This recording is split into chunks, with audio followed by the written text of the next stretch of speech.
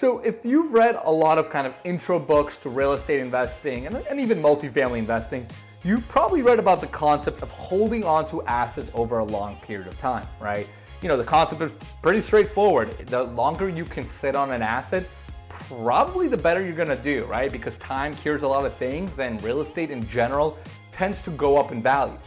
But what I've learned over the last 12 to 24 months or so, as I've continued to really scale out my business, is that if you really wanna build out a true large business, you're going to have to be more transactional, right? Even if you're a buy and hold guy or gal at your heart, like I am, like believe me, I am, you are going to need to be more transactional if you're really gonna wanna scale out a business. So I'm gonna talk about this realization and what it means if you wanna build out a large business and a large portfolio in multifamily. So let's get at it. What's going on, guys? My name is Lior and welcome back to my channel. Now, before I get into the meat and potatoes, two super quick things, guys. Number one, if this is your first time on my channel, first of all, welcome. Second of all, make sure you smash that subscribe button for me. I'm still putting out daily content on this channel talking about everything multifamily, including construction, operations, deal analysis, raising money, and literally everything in between. So if that's the kind of content you're looking for, make sure you subscribe. So let's get right into it. And as I said, right, in the intro, you know, one of the topics that's been very near and dear to my heart is I've always believed in buying and holding real estate forever, right? I mean, it just makes sense, right? If you own the real estate over a long period of time, you're probably gonna do pretty well, right? And I learned that over my first couple of buy and holds, right? You know, when I bought my first building in 2016, I was seriously considering selling it in 2018, 2019, you know, because the market had ramped up a lot, but I decided to hold on to my assets, right?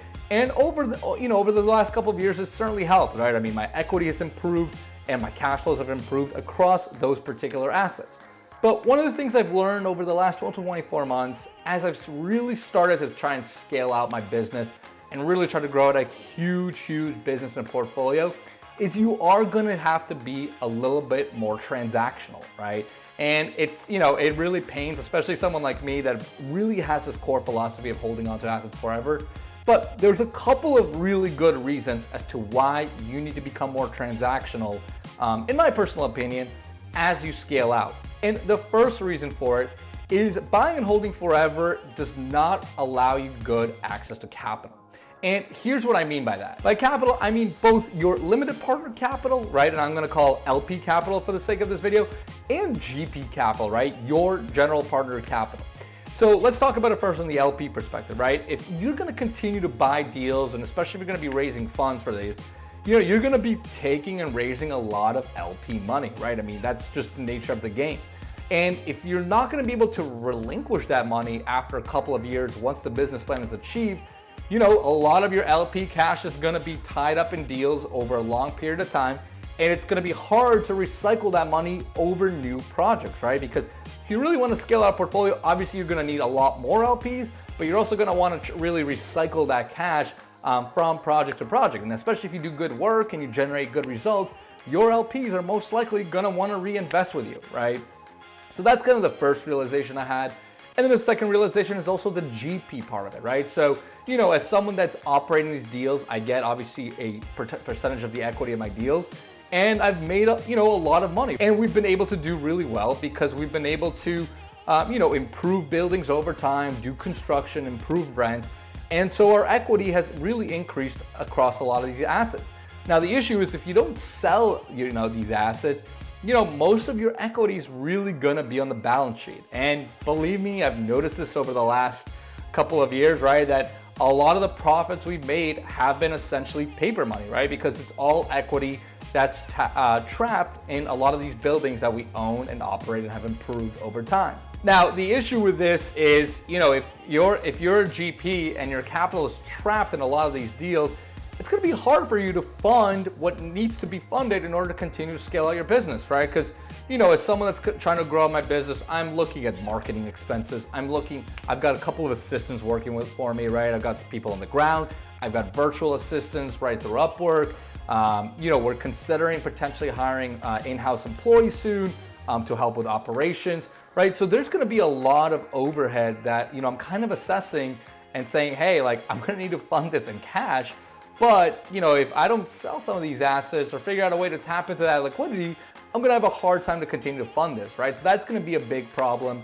And also a lot of the new projects that we're doing, even as the GPs, we do put in some of our own cash as the LP, right? Because we obviously believe in these projects and we want to ride along our investors, and really show them that we believe in these projects, right? So if I don't have the liquidity coming off my previous projects, it's going to be hard for me to also co-invest with my partners into the next project. So kind of getting really hindered from both sides, right? I can't invest into my business, right? I can't bring on more employees, harder for me to take on more overhead, and I'm gonna be limited by how much I can invest as an LP, which is a big deal for me as I continue to expand. Now, that's kind of the financial side of this. The other aspect of this too is what I kind of call the resume building aspect of it, right? And here's what I mean by that, right? Like every time I do a new deal, obviously I'm raising money from LPs. Now, if I'm talking to a new LP that I have not worked with, typically one of the questions I get a lot, and for good reason, is, hey, can you show me some of your full cycle deals that you've gone through, right? And the tricky part is, if I haven't sold a lot of my deals, it's harder for me to show them, hey, we took a building that we bought at X, did value, and now it's valued at, Y, right, or Z, whatever it is, right? It's a lot easier to show that picture and for someone to comprehend that if the building's actually already been sold and all the profits have been reaped, right?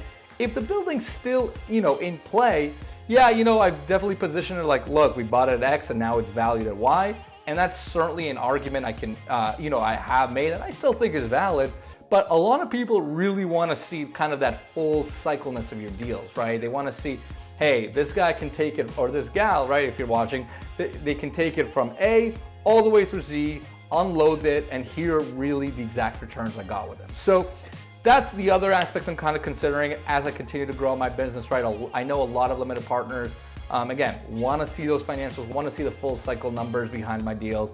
And that's just another thing that I have to consider as I continue to expand, right? Like, which assets do I sell? Which assets do I want to show that have gone full cycle? Which of them am I okay continue to sit on because I really like them or for whatever reason, right? So it's just another thing that I have to consider as I try to continue to scale out the business. So hopefully that's helpful for some of you guys out there. These are a lot of the conversations I've been having internally, to really try to figure out how can I continue to build out the business while still sitting on as much real estate as possible, right? Because ultimately, as I said, I am a buy and hold guy. I am a buy and hold investor in and out. I really believe in the value and power of sitting on real estate over a long period of time.